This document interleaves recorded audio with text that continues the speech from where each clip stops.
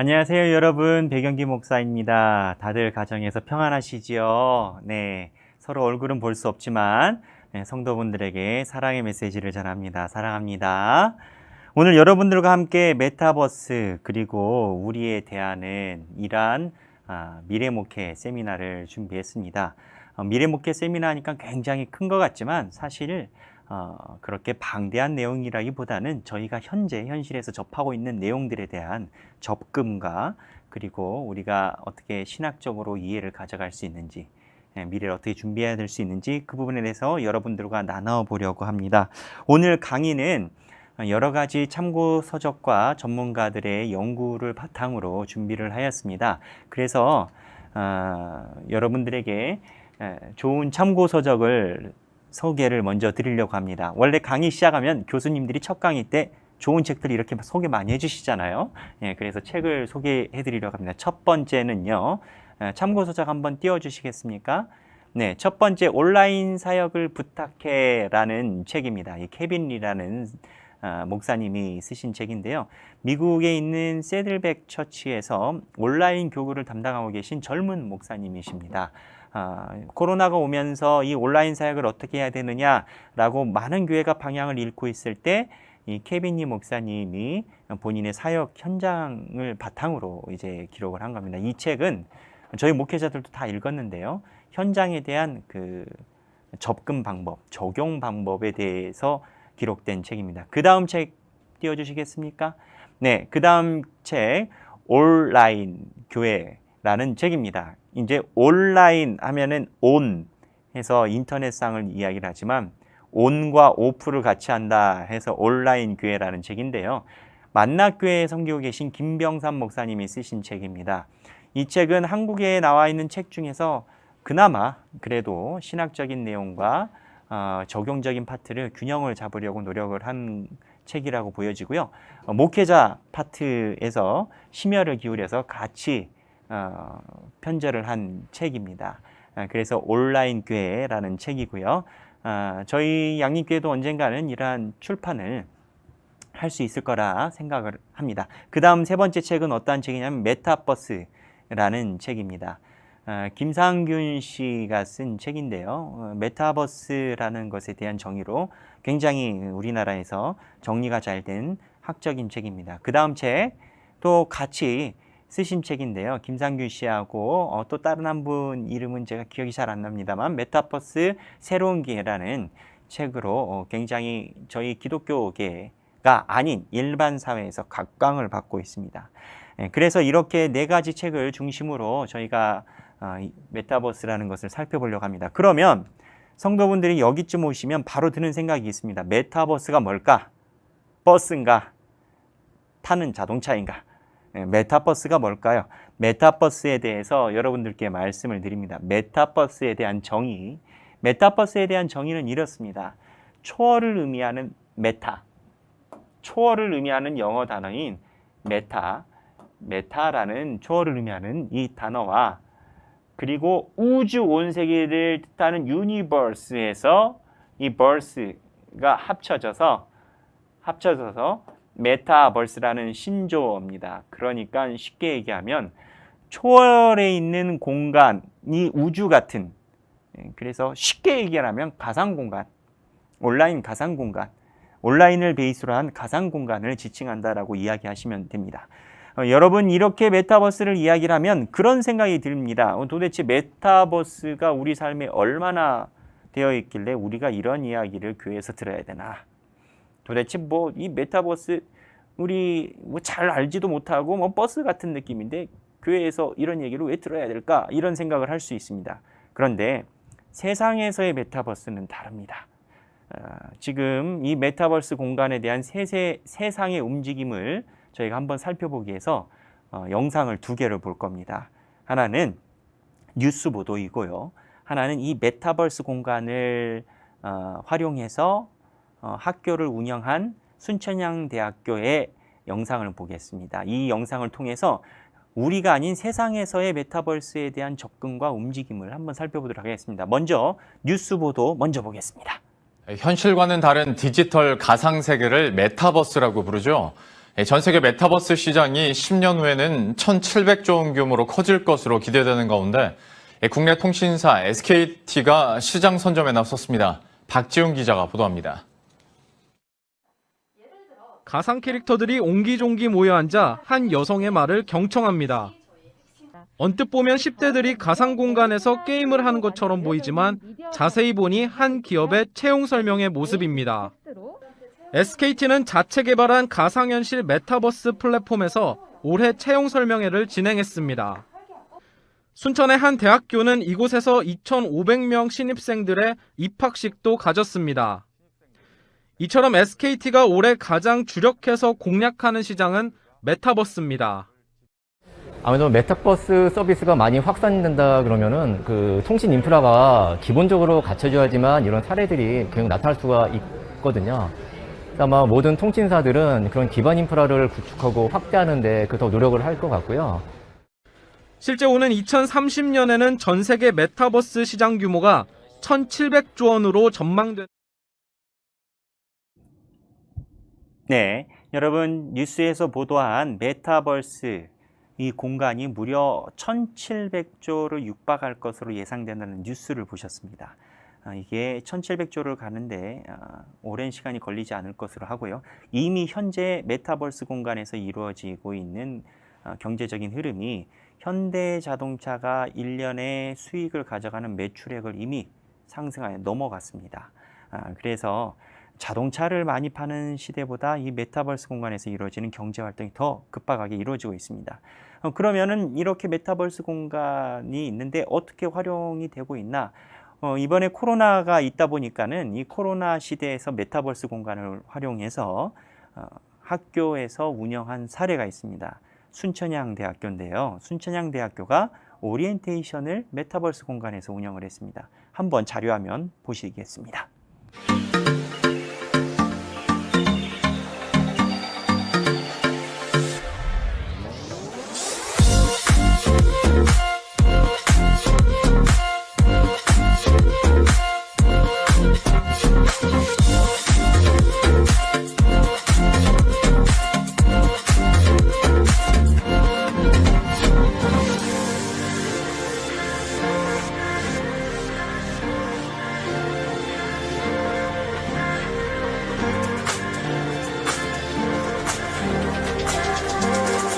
새롭게 시도되는 순천향대학교의 메타버스 입학식 바로 가보실까요? 살아가는 2021년 신입생 여러분.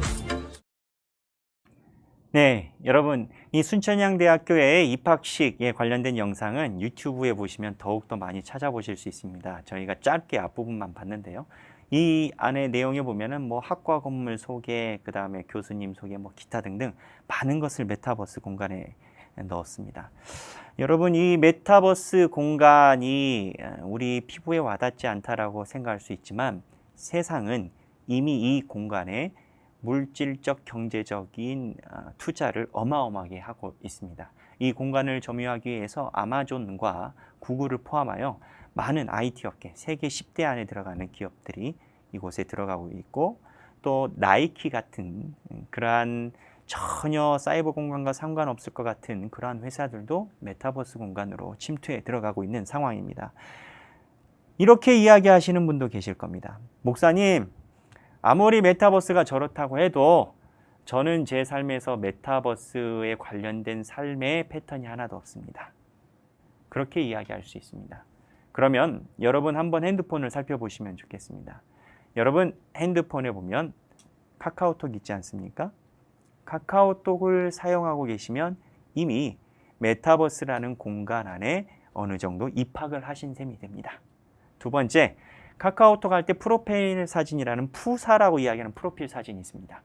푸사에 본인의 얼굴을 찍으신 분은 그나마 현실 세계에 입각하여 카카오톡을 접속하고 있지만 가끔 주님의 십자가라든지 오로라든지 손 모으고 있는 아이콘이라든지 이러한 것을 카카오톡 프로필 사진으로 하신 분들은 메타버스 공간에서 가상 공간, 아바타의 개념을 가지고 있는 공간의 개념을 가지고 카카오톡을 하고 계신 겁니다. 그래서 우리 삶에 있는 구분에 따라서 이게 명명이 될 뿐 없는 것이 아닌 상황인 겁니다. 사람에 따라서 경도의 차이는 있지만. 그러면 제가 말씀드린 카카오톡이나 프로필 사진 이러한 것을 이야기를 할 때 메타버스 안에서 공간이 개념이 몇 가지가 있지 않겠는가 자연스럽게 추리가 되실 수 있다고 생각합니다. 제가 프로필 사진을 이미지를 걸어놓은 분과 사진을 걸어놓은 분이 다르다라는 뉘앙스를 잠깐 흘려드렸습니다. 무슨 얘기냐? 이미지를 걸어놓으신 분들은 자기를 익명성을 하고 사람들에게 내 얼굴을 알리지 않은 채 접촉을 하고 싶은 마음입니다. 이거는 현실과 다른 가상 공간 구조를 가지고 있고, 프로필 사진, 내 사진을 올린 사람은 내 현실에서 사이버 공간에 내 얼굴을 그대로 가져가는 증강현실에 대한 입장을 가지고 계신 겁니다. 목사님 저 그런 거 모릅니다. 모르죠. 그런데 메타버스 공간 안에 이러한 개념이 있습니다. 그래서 이 시간에 여러분들과 함께 메타버스 공간의 학문적으로 그리고 통상적으로 이야기하는 4가지 공간의 개념에 대해서 잠깐 설명을 드리겠습니다. 메타버스에는요, 총 4가지의 현실을 담고 있는 공간이 있다라고 이야기를 합니다. 첫 번째는 가상현실입니다. 가상현실. 두 번째는 증강현실이고요. 세 번째는 라이프로깅이라는 공간입니다. 네 번째는 거울세계라는 공간입니다. 먼저 가상세계를 설명을 드리겠습니다. 이 가상세계는 뭐냐? 쉽게 얘기하면 게임입니다. 그리고 예전에 혹시 싸이월드라는 것을 해본 경험이 있으신 분들이 있으시면 싸이월드처럼 가상공간, 메타버스에서 가상공간은 말 그대로 우리의 실제적인 삶의 모습이 드러나는 게 아니고요, 아까 순천향대학교처럼 아바타라든지 이미지라든지 이런 거를 통해서 공간을 만들어 놓은 겁니다. 그 공간을 만들어 놓고 그 공간 안에서 사람들이 소통하고 하는 겁니다. 그러니까 내가 이 가상 공간에서 만나는 것은 그래픽들과 이미지지만 그 뒤에 사람이 있는 거죠. 게임처럼. 게임할 때 직접 사람 얼굴이 나타나는 경우는 거의 없지 않겠습니까? 물론 그런 게임도 있긴 합니다만 기본적으로 사이버 공간에 새롭게 시작되는 걸 가상현실이라고 합니다. 가상현실은 이해가 쉬우시죠? 이 가상세계라고 하고요. 증강현실은 뭐냐? 여러분들 조금 아시는 분은 아시겠지만, 자녀를 키우시는 분이나 게임 좋아하시는 분은 아시겠지만 포켓몬고라는 게 있습니다. 아이들이 핸드폰으로 게임을 받으면 어느 지역에 가면요, 그 지역에 내가 원하는 아이템이 있는 겁니다. 그래서 아이들이 그 지역에 가서 그 아이템을 캐치를 하려고 합니다. 그 지역이요, 이렇습니다. 지금 저희가 양림원 스튜디오에서 지금 촬영을 하고 있는데, 이 양림원 스튜디오 눈으로 보이는 건 아무것도 없습니다. 아무것도 없는데 핸드폰을 키면 GPS로 양림원 스튜디오 이 위치에 사과가 있는 겁니다. 우리 눈에는 안 보이지만 사이버 공간에. 그래서 양림원 스튜디오에서 사과를 따고요, 교회 본당으로 가면 양림원 스튜디오가 아니라 본당에는 배가 있다. 그 본당에 배가 있습니까? 본당에 배 없습니다. 그런데 핸드폰으로 GPS 따라서 본당에 가면 거기에 배가 있는 겁니다. 이거를 이제 현실의 공간의 맵을 기준으로 한 증강현실 개념이라고 보시면 됩니다. 그런데 우리 삶에 익숙한 증강현실이 있습니다. 우리 남성분들은 내비게이션을 자주 쓰시고 여성분들도 그러지만 내비게이션 기능에 제가 용어가 정확히 생각이 안 나는데 UHD 기능인가가 있습니다. 그게 뭐냐면 내비게이션에서 이거를 교회 그 자동차 앞유리에다가 내비게이션을 반사시키면 내비게이션 화면에 운전하는 앞유리의 길이 표시가 되는 겁니다. 그리고 이 기능을 내비게이션 회사에서 계속 연구하고 있습니다. 내가 운전을 하고 있는데 지금은 내비게이션을 보고 운전하고 이거 곁눈질 하지 않습니까? 초등학교 때 컨닝 좀 해본 사람이 운전 더 잘하는 구조를 갖고 있지 않겠습니까? 그런데 그게 아니라 내가 운전하고 있을 때 이 위에다가 내비게이션 방향을 그려준다는 겁니다. 앞유리에서. 이 기술이 어느 정도 되어 있고 또 이게 계속 발전하고 있습니다. 내가 운전할 때 내비게이션의 길을 이야기해 주는 거, 이거를 증강현실이라고 합니다. 그래서 가상세계가 있고 증강현실이 있고 라이프로깅이라는 필드가 있습니다. 세 번째로 이 라이프로깅은 뭐냐? 카카오톡 생각하시면 됩니다. 페이스북 하시면 페이스북 생각하시면 됩니다. 그리고 인스타그램 하시면 인스타그램 생각하시면 되고요. 그리고 지금 여러분 채팅 올리시는 거 있죠? 유튜브에서 올리시는 채팅 올리시는 거, 이것도 라이프로깅이라고 합니다. 라이프로깅이 뭘 의미하느냐? 사람들이 자기의 삶을 알려주고 서로 응원하고 하는 그 현장인 겁니다. 카카오톡에 다 글을 한번 써보셔서 아시겠지만 카카오톡에 사람들이 올릴 때 문장을 짧게 올립니다. 올리면 그 다음에 사람들이 답을 답니다. 뭐 좋아요, 이모티콘, 사랑해요 이런 걸 올립니다.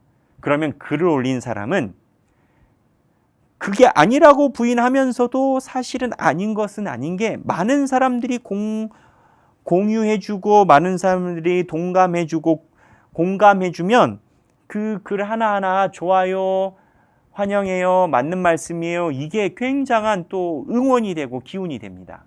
그래서 이 라이프로깅의 시스템, 무언가 글을 올리고 사람들에게 지지를 받는 이 구조가 인스타그램 있죠, 페이스북 있죠, 카카오톡 있죠.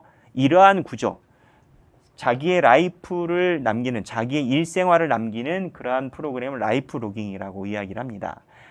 어떻게 보면 일기에 가깝다라고도 생각이 듭니다. 페이스북 열심히 하시는 분들은 거의 하루에 하나씩 남깁니다. 인스타그램도 마찬가지고요. 이게 새로운 삶의 인류의 형태라고 할까요? 그러한 형태를 가지고 있습니다. 누구는 또 그러한 기록을 했더라고요. 일기는 쓰지 않아도 라이프로깅을 한다. 그런데 이 라이프로깅이 예전에 우리가 일기와 같은 겁니다. 그래서 가상현실, 증강현실, 라이프로깅, 거울세계 이 네 가지가 있습니다. 마지막으로 이 거울세계는 뭐냐? 현실을 그대로 반영시킨 게 거울세계라고 생각하시면 됩니다. 현실을 그대로 반영시킨 게 무엇이냐? 제일 가까운 건 배달의 민족입니다. 예전에 여러분 주문하려면 어떻게 하셨습니까? 가게에다 전화를 겁니다. 네, 여기 양림동 무슨 아파트인데요. 몇 동 몇 호인데요. 배달해 주세요. 이렇게 주문합니다. 지금도 그렇게 주문 가능하고요. 그런데 배달의 민족이라는 앱이 생기면서 사람들이 어떻게 하냐면 그 배달의 민족을 통해서 주문을 합니다. 그 현실에서 하던 행동을 그대로 이전해 놓은 것을 바로 거울 세계라고 이야기를 합니다. 이 거울 세계의 대표적인 것은 지도입니다. 네이버 지도 생각해 보십시오. 네이버 지도에서 가상현실로 늘어난 게 있습니까? 현장에 있는 현장에서 포켓몬고처럼 다른 공간을 창조하게 했습니까? 거기에 글을 남기기로 했습니까? 지도는 말 그대로 있는 현장을 그대로 올려놓은 건데 이 거울 세계라는 게 우리는 지금 서 있는 공간만 보지만 지도를 통해서는 위에서 내려다 보듯이 전체를 다 보는 구조를 갖고 있습니다. 그래서 지도가 전체를 다 관통하고 내가 항공으로 보이듯이 이렇게 들어가면 다른 것도 보이고 이러한 시스템을 가지고 있는 게 이게 메타버스 안에 있는 네 가지 구조의 형태라고들 이야기를 합니다. 가상현실, 증강현실, 라이프로깅, 거울 세계라고 이야기를 합니다. 그러면 우리가 이러한 라이프로깅에 대해서 메타버스의 네 가지 현실에 대해서 이야기를 했는데 이게 도대체 교회와 무슨 상관이 있냐라고 여러분 질문하실 수 있습니다. 맞습니다. 이 현실에서 교회가 해야 되는 역할과 우리가 할 수 있는 부분은 무엇일까요?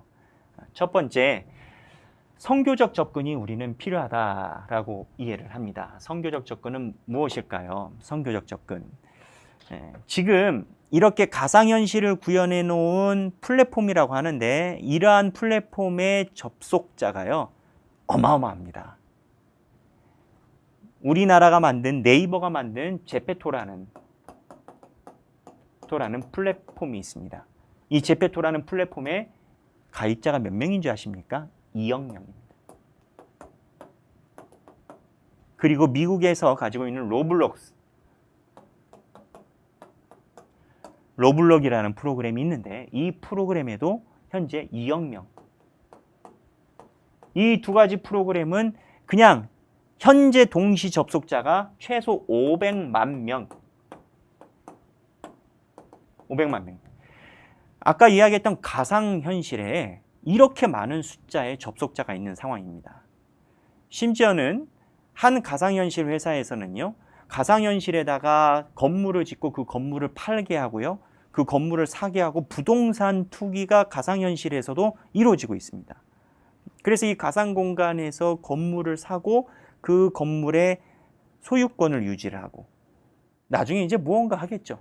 많은 사람들이 이렇게 접속을 하고 있습니다.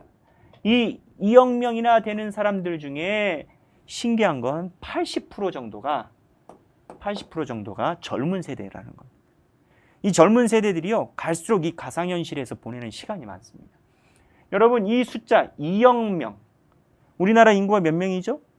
우리나라 인구가 5천만 명, 4천만 명 이러지 않습니까? 제가 정확히는 모르겠습니다만 우리나라 인구의 몇 배를 넘어가는 이 숫자의 사람들이 세계적으로 접속을 한다는 거예요. 네이버 제페토 같은 경우는 국내 사용자 비율이 10%고요. 90%가 해외 유저라고 이야기를 합니다. 무슨 소리냐? 이런 가상 공간을 통해서 비기독교 나라에 있는 사람들과 가상현실에서 접촉할 수 있게 되는 겁니다. 좀 미래지향적으로 이야기를 하면 이제 선교가 굳이 나가는 선교가 아니라 가상현실에서 선교를 기획해야 될 때가 올 거라는 생각도 듭니다. 선교센터를 이제는 가상공간에 세워야 될 때, 지금 이 가상공간에서 많은 일들이 이루어지는데 과연 이 가상공간에서 우리 기독교적인 사명과 관념을 가지고 있는 센터나 이런 것들은 과연 지어지고 있는가? 교회는 과연 이러한 가상공간에 대한 접근에 관심은 있는가? 이거에 대해서 우리가 한번 생각해 볼 필요가 있습니다.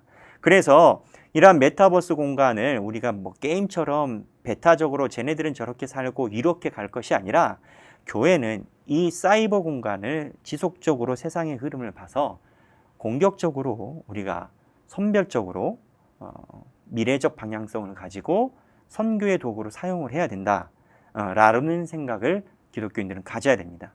또 하나, 지금 가상공간에 이러한 선교적인 개념이 아닌 교회에서 목회적인 개념에 대한 접근도 있습니다. 한 예로 우리가 하고 있는 양림교회가 하고 있는 내용을 한번 살펴보겠습니다. 우리 양림교회가 성경통독이라는 프로그램 현재 하고 있습니다. 성경통독 프로그램을 하게 된 1차적인 배경은 온라인 상황만 가능한 코로나 시대이기도 하고 제가 온라인 목회에 대한 비전이 있었기 때문에 같이 하게 됐는데 처음에 줌을 통한 성경 공부를 하고 있어요. 우리는 온라인이 안 되기 때문에 현장이 안 되기 때문에 줌 성경 공부를 한다라고 생각하지만 이게 메타버스의 개념에 의해서는 이 줌 성경 공부는 증강현실에 해당됩니다. 증강현실이 뭡니까? 아까 이야기했던 내비게이션, 유리에 반사된 내비게이션처럼 현실에 있는 것을 그대로 확장시켜 놓은 증강현실에 대한 개념으로 접속할 수가 있습니다. 그리고 이 성경 공부하다가 보면 무엇 하냐면 설교 나눔을 하게 돼요. 줌 성경 공부 해보신 분, 지금 BT 하시는 분들은 아시겠지만 설교에 대한 나눔이 들어갑니다. 이 설교에 대한 나눔이 가상현실에서는 라이프로깅이라는 이름으로 나눠지고 있습니다. 이게 무슨 얘기냐?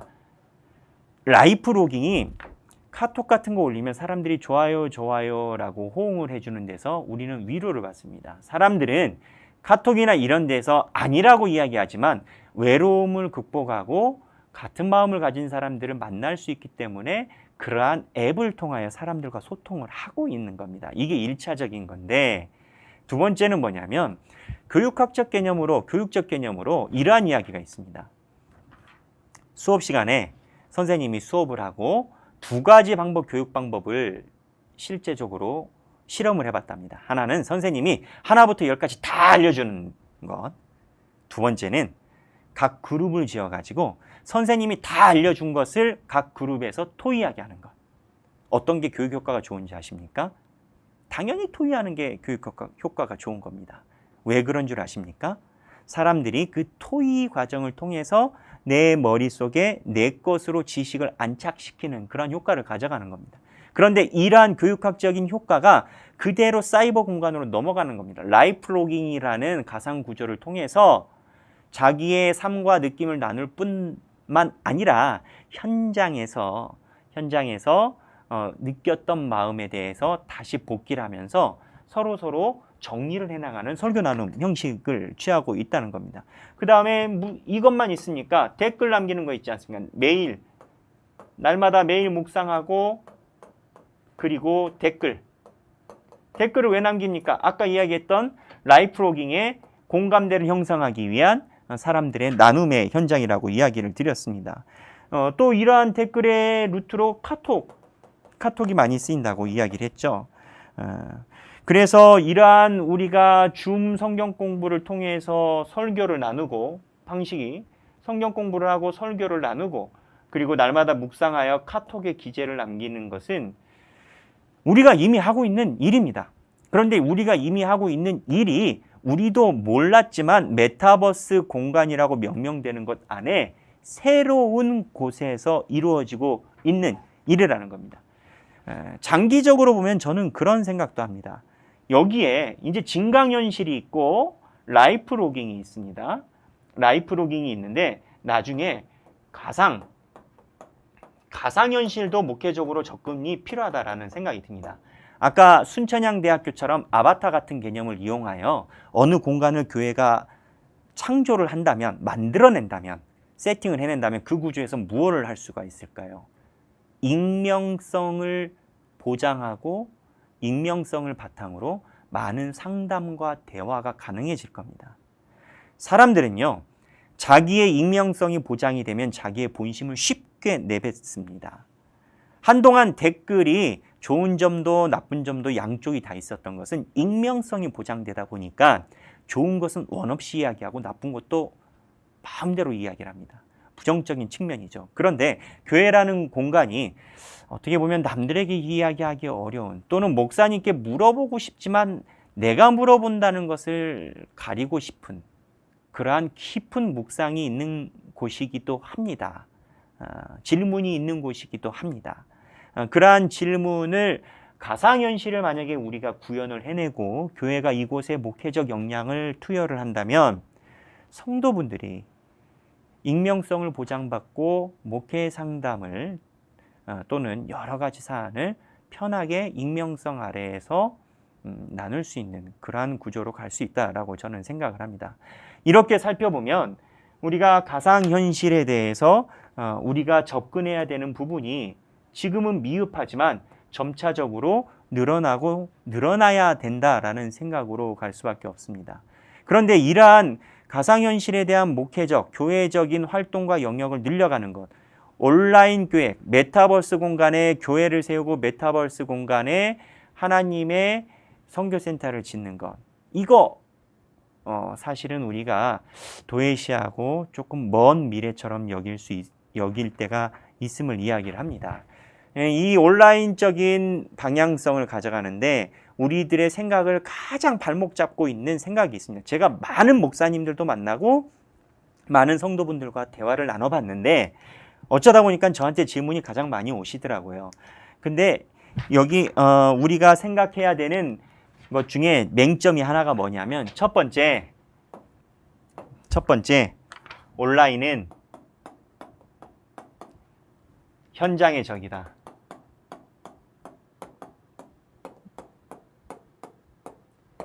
이 개념이 사실은 많은 한국교회 분들이 가지고 있습니다. 목회자도 마찬가지입니다. 그런데 결론부터 이야기를 드리면 이 가상 공간은요, 현장을 약화시키는 현장의 적이 아니라 이 온라인 공간은 현장이 아닌 다른 공간이 우리에게 주어진 겁니다. 바울이 마게도니아 사람들에게 선교하러 넘어가려고 했지만 하나님이 선교하러 못 가게 한 것처럼 바울이 안 갔다고 해서 마게도니아가 없었던 건 아니지 않습니까? 바울이 중국을 안 왔다고 해서 중국이 없었던 건 아니지 않습니까? 그것처럼 과거에는 열리지 않던 현장이 구체화돼서 우리에게 현장이 열린 것이지 마치 온라인과 현장이 서로의 적대적인 개념을 가지고 있다라고 생각하는 분들은 이 메타버스 공간을 생각하면 무조건 현장 약화, 적에 살면 우리가 죽는다, 이 개념으로 많이들 가십니다. 목회자들도 그렇습니다. 그런데 몇 번 누차 강조를 드리지만 온라인과 현장 양쪽에 대한 상호 공격적인 풍선 누르기가 아니라 온라인 그리고 현장 두 군데에 우리가 세워야 되는 양방향인 겁니다. 그래서 김병삼 목사님은 두 곳을 합하여 온라인이라는 단어를 사용하여 책을 내게 된 겁니다. 그리고 또 하나 이런 이야기를 할 때 우리가 주의할 점, 그리고 우리가 이런 대화를 할 때 어려운 점 중에 하나가 두 번째로 뭐냐면 미래가 멀다, 이 생각을 합니다.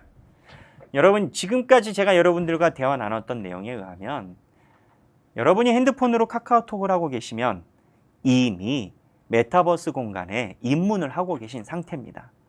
우리의 미래는 멀지 않습니다. 그럼 미래는 어떻게 예측이 될까요? 이미 게임 업계에서는 가상 안경을 끼고 증강현실을 하는 게임용 안경이 나왔습니다. 그리고 이제는 골전도라는 기술을 이용해서 오감을 느낄 수 있는 그러한 기술이 도입이 된다라고 합니다.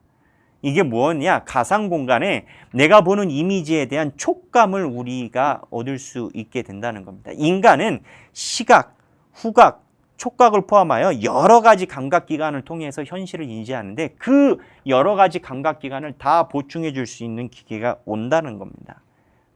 이미 게임 업계에서는 어느 정도 발전이 됐고요.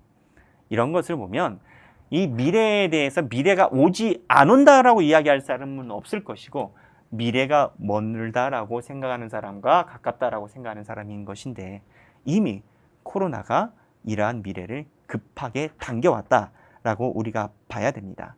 이렇게 되면 증강현실에서 오감이 저희가 다 살아있게 되면 정말 가상 메타버스 공간에 새로운 교회를 건축하고 성례정과 예배의식에 대한 새로운 접근이 있는, 사마리아 여인이 질문했던 것처럼 꼭 예루살렘에 가서 예배 드려야 됩니까? 라고 예수님께 질문했더니 예수님이 뭐라고 하셨습니까? 그곳에 있지 않다. 영과 진리가 있는 곳, 신령과 진정으로 예배 드리는 곳이 예배 처소이다. 꼭 예루살렘만 고집할 필요 없다 라고 얘기하셨던 예수님의 그 말씀이 가상현실에 곧 구현이 될 거라 생각합니다. 아마 지금 접속하고 계신 분들, 지금 제 강의를 보시는 분들은 본인들이 하나님 품으로 가시기 전에 제가 말씀드린 것을 다 경험하고 하나님 품 안으로 가실 겁니다. 그렇다면 우리 교회는 무엇을 해야 되는가? 우리 교회는 지속적으로 관심과 그리고 계획적인 투자와, 투자는 두 방향입니다. 하드웨어적인 투자, 인재 양성입니다. 투자를 통하여 많은 메타버스 공간에 선교사를 만들어야 됩니다. 선교사의 개념이 뭡니까? 하나님의 말씀과 복음의 가치를 해외에 전하는 사람, 국내에 전하는 사람이 선교사라고 치면 우리 양림교회는 다른 교회가 더디하고 있는 메타버스 공간에 선교사를 파송할 마음으로 투자와 관심과 기도를 가져가야 됩니다. 양림교회가 호남교회에서 1번 되는 교회라는 자부심을 가지고 있습니다. 제가 말하지 않아도 여러분들 다 가지고 계신 거 아니겠습니까? 우리가 현장, 현실 공간에서 1번 교회가 되면 보이지 않는 메타버스 공간 또한 하나님이 허락하시면 첫 교회가 되면 어떻겠나? 참 좋지 않겠습니까? 그러한 상상을 하곤 합니다. 이 메타버스 공간에 대해서 여러분, 우리 교회는 시대가 더 빠르게 변화하고 있음을 인지하여 미래를 준비하는 교회가 되어야 될 것입니다. 이러한 메타버스 공간에 대해서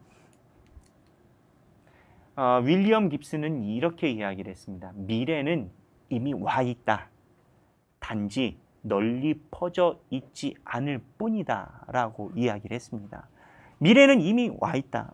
저도 그렇게 생각합니다. 코로나가 이 미래를 더욱 신속하게 당겼습니다. 또한 유명한 신학자인 위르겐 몰트만은 그의 책에서 이렇게 이야기를 했습니다. 하나님이 원하시는 교회, 참 건강한 교회를 바라보며 변해야 한다. 변해야 한다. 포도주라고 하는 본질은 변할 수 없지만 포도주 가죽 부대는 그 시대에 맞게 변화할 수 있는 것이 지혜이고 용기이다. 하나님이 주신 복음의 가치는 절대 불변의 진리입니다. 그러나 이미 예루살렘 교회가 형태가 무너지고 각 처소의 개념으로 바뀌었고 영과 진리로 예배를 드리는 곳이 하나님의 교회다라는 하나님의 말씀이 2000년 전에 이미 선포된 상황입니다. 영과 진리로 가상 공간에서 예배를 드릴 수 있다면 그곳 또한 교회가 될 것입니다. 그래서 새롭게 열리는 그러한 메타버스 공간에 건강한 교회를 바라보기를 기대하며 나아가는 우리 양림교회가 돼야 되겠다라고 생각을 합니다. 오늘 이렇게 장시간 동안 30분 동안 강의에 집중해 주신 여러분 감사합니다. 집에서 이런 긴 강의를 본다는 게 쉽지 않습니다. 그런데 이렇게 강의에 함께 해주시고 소통해 주신 분들 감사하고요. 오늘 이 시간에 여러분들과 함께 찬양을 하고 싶은 찬양이 있습니다. 전능하신 나의 주 하나님이라는 찬양인데요. 제가 이 찬양을 기도하다가 고심 끝에 선곡을 하였습니다. 왜 그러냐면 중간에 이러한 가사가 있습니다. 깊은 곳에 금을 던져 주가 말씀하시는 그곳에 가고. 깊은 곳이 주는 상징이 뭐겠습니까? 깊은 곳이 주는 상징, 거기에 물고기가 없을지도 모르고 예측도 불가능하고 보이지도 않는 곳입니다.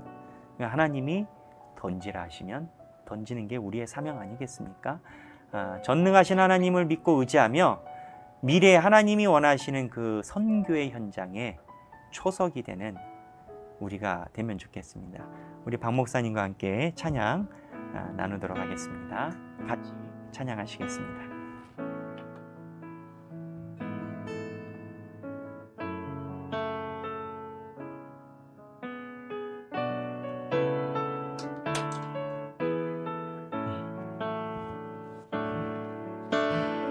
하신 나의 주 하나님을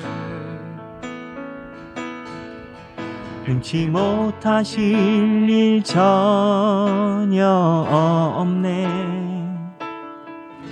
우리의 모든 간구도 우리의 모든 생각도 우리의 모든 꿈과 모든 소망도 신실하신 나의 주 하나님을 우리의 모든 괴로움 바꿀 수 있네. 불가능한 일 행하시고 죽은 자를 일으키시니 그를 이길 자 아무도 없네. 주의 말씀 의지하여 깊은 곳에 금을 던져 오늘 그가 놀라운 일을 이루시는 것 보라. 주의 말씀 의지하여 믿음으로 금을 던져 믿는 자에게 능치 못함 없네. 전능하신 나의 주 전능하신 나의 주 하나님을 능치 못하실 일 전혀 없네. 우리의 모든 간구도 우리의 모든 생각도 우리의 모든 꿈과 모든 소망도 신실하신 나의 주 하나님을 우리의 모든 괴로움 바꿀 수 있네. 불가능한 일 행하시고 죽은 자를 일으키시니 그를 이길 자 아무도 없네. 주의 말씀 의지하여 깊은 곳에 금을 던져 오늘 그가 놀라운 일을 이루시는 것 보라. 주의 말씀 의지하여 기쁨으로 금을 던져 믿는 자에게 능치 못함 없네. 주의 말씀 의지하여 깊은 곳에 금을 던져 오늘 그가 놀라운 일을 이루시는 것 보라. 주의 말씀 의지하여 믿음으로 금을 던져 믿는 자에게 능치 못한 주의 말씀 의지하여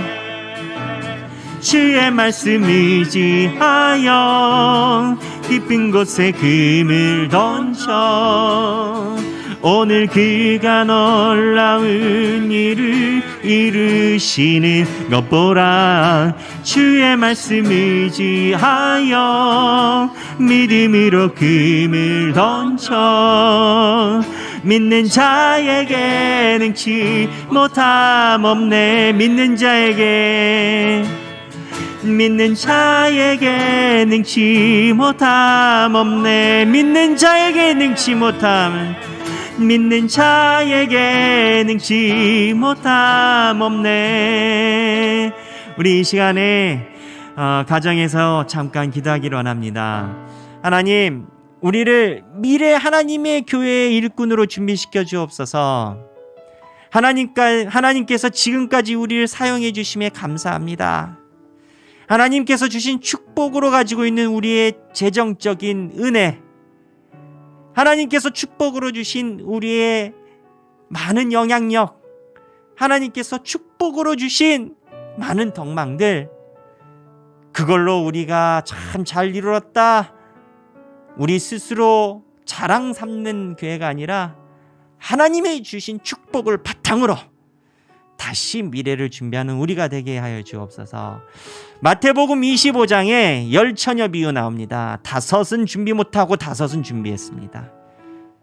하나님, 우리가 준비 못한 5명이 하나도 없이 모두가 준비한 10명이 되게 하여 주옵소서.